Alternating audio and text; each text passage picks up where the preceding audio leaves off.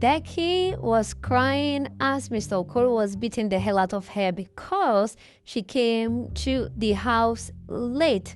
Now, Mr. Okoro's reason for beating the wife is because there is no food, and as a wife, she's not supposed to come back from work late.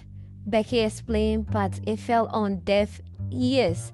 Next day, Becky treated Mr. Okoro with a good breakfast in bed to apologize, but after eating, still Mr. Okoro was angry at her. Becky prepared her son Felix to get ready to go to school. Deyemi was in his office when he got a call from his friend to visit. The friend called Ifeya came to the office, and as they discussed, Deyemi quickly said, "Do you know how to divorce my wife?" Ifeya asked why, and Deyemi explained everything. Ifeya encouraged him and said, "You know what, let's just go out and have some drinks and eat some good food so that you can relax your neck." Deyemi agreed to that quickly. Then they went to a food joint to buy some food. Ifeya told Deyemi that this is one of the best food joints in town, and the lady and their customer service is so good. Deyemi didn't want to even content that donation because he was not in the mood, but after eating, he concurred that the food is quite good. After leaving the food joint, next day he realized that he lost his wallet and didn't know what to do, so he had to recollect the event of yesterday. He quickly also called his friend Ifeya to ask if he is with his wallet, but Ifeya said no, maybe they need to go to the food joint once again.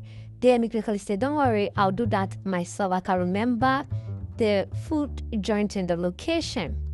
Quickly, after going to the office, he branched to the food joint, and after describing his wallet to the food joint owner, who happens to be Becky just didn't give the purse.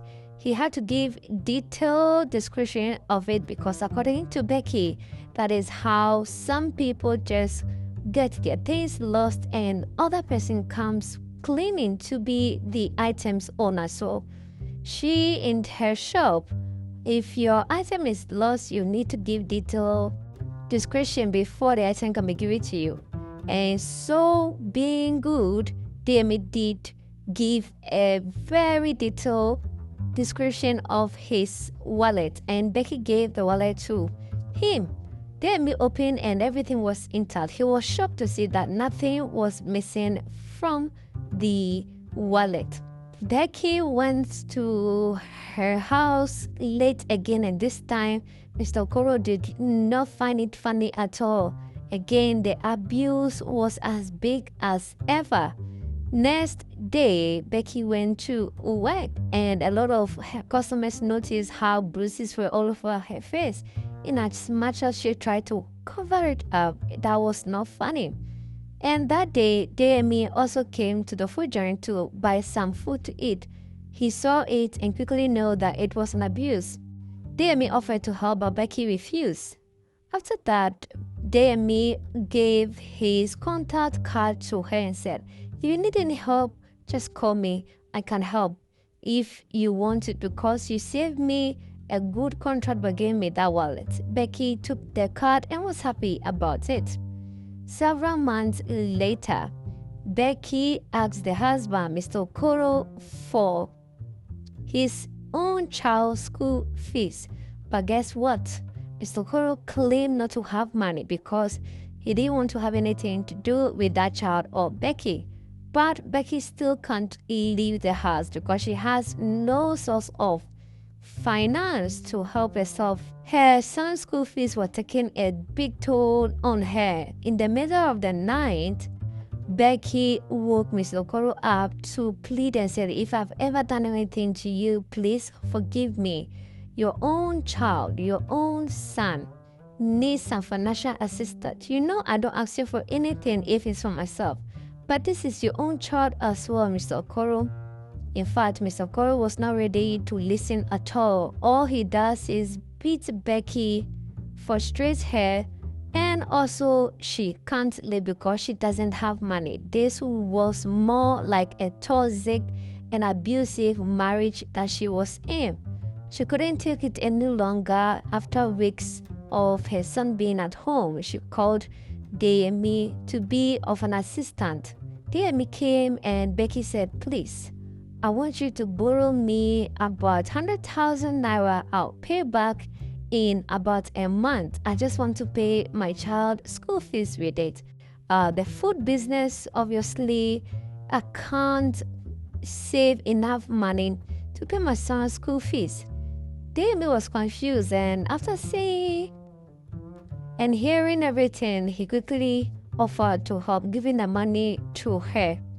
But again, Deyemi said, "Don't worry, you can pay anytime you want." After that incident, Becky and Deyemi became very, very close. Ifeya realized that his friend is super close with this lady and said, "Whoa, Deyemi, I thought you said you're not going to be in a relationship anymore." Well, Deyemi said, she's a very beautiful, beautiful girl. And of course, this is something that can turn into a serious relationship. Ifeya was just teasing anyway. He was happy for his friend that finally he has decided to enter a new relationship. Becky and Deyemi moved their friendship into relationship, and they were so happy. Sometimes Becky would sneak out, giving an excuse of her job, and go to visit Deyemi. And one day she decided that she was going to send her son to her mother's place in the village so that she could convince or lie to Mr. Okoro that she is going for a Christian conference in Abuja just to spend the weekend with Deyemi. As they spend the weekend together, Becky received a call from her mother saying that her son is very sick and Mr. Okoro has been calling her. Now, after that received call, Deyemi was the one that received the call. He could not believe it that he was dating a married woman. Becky came out from the kitchen and realized that Deyemi has answered her call. And Deyemi was flaring up with anger, saying, "Wait, so you are married? Not that you just have a child or a single mother. You are married and you allow me to be dating a married woman? Do you know how that make me feel after telling you what happened with my ex-wife giving me another man's child to cater for?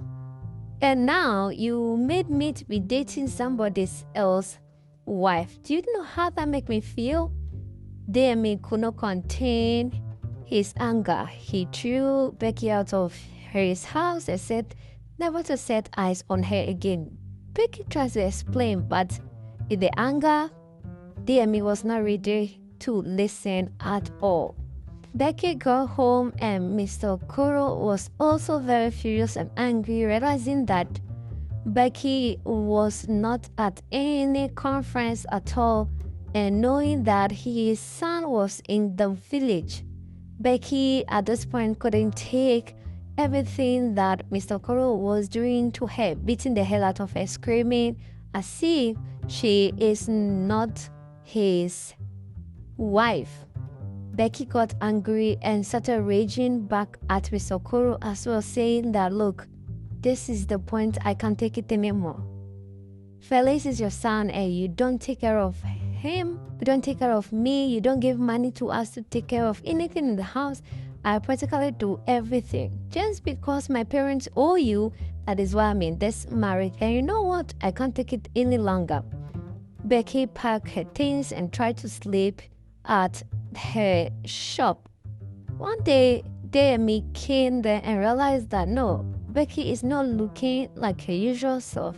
At this point, Becky started narrating everything that happened. Deyemi said, "You know what, don't give me details yet. What exactly is the problem?" and I can be of help because this is not you. They and me was like, it's all about money, right? Becky said yes. How much do you need? Becky mentioned roughly about 5 million naira. They quickly gave her the money to pay off the husband. After paying off the husband, Demi invited Becky over to the house to give her detailed explanation to what the reason is why she is sleeping in her food joint shop.